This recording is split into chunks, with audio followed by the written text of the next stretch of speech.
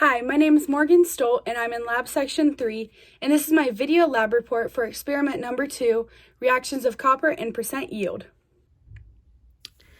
To begin, we started off with 0.5 grams of the solid copper and added about 5 milliliters of nitric acid or HNO3 to the beaker.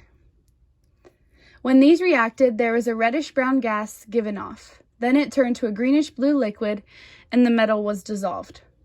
After this, we added water to the solution and it turned a light blue color. This created an aqueous CuNO3 or copper 2 nitrate, a liquid H2O or water, and a nitrogen dioxide gas. Next, 30 milliliters of 3 molar of NaOH or sodium hydroxide was added. The solution turned a royal blue color and was not dissolved. Chunks of precipitate formed. This created a solution of a solid CuOH2 or copper hydroxide and an aqueous NaNO3 or sodium nitrate. After settling, the compound was heated with water. The chunks began to dissolve with the heat. Black specks began to form, and the hotter it got, the darker the liquid became. By the end of the heating, the black settled at the bottom of the beaker, leaving a clear liquid on top.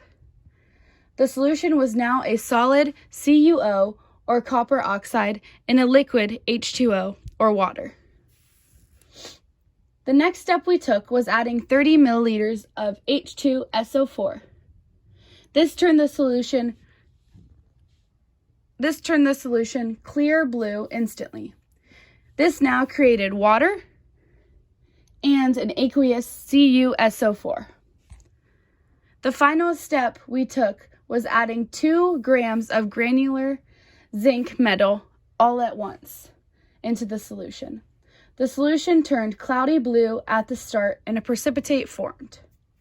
After reacting, reddish-brown flakes and clear liquid were left. 2 separate reactions had happened, and you were left with hydrogen gas,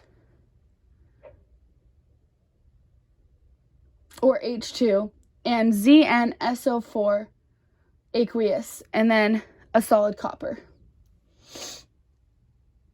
Then I calculated the percent yield.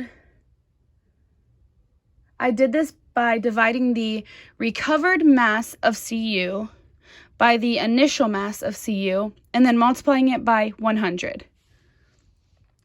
To find my personal percent yield, I took my recovered mass, which was 0.744 grams, divided by 0.501 grams, which was my initial mass, multiplying it by 100 to get a percent, and I ended with 148%.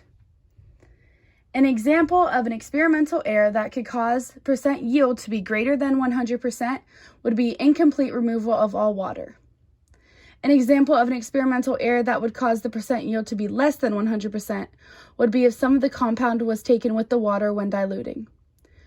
Over here, I have my sources listed for this lab report, which consists of my lab manual written by Professor Dwyer and Salidas.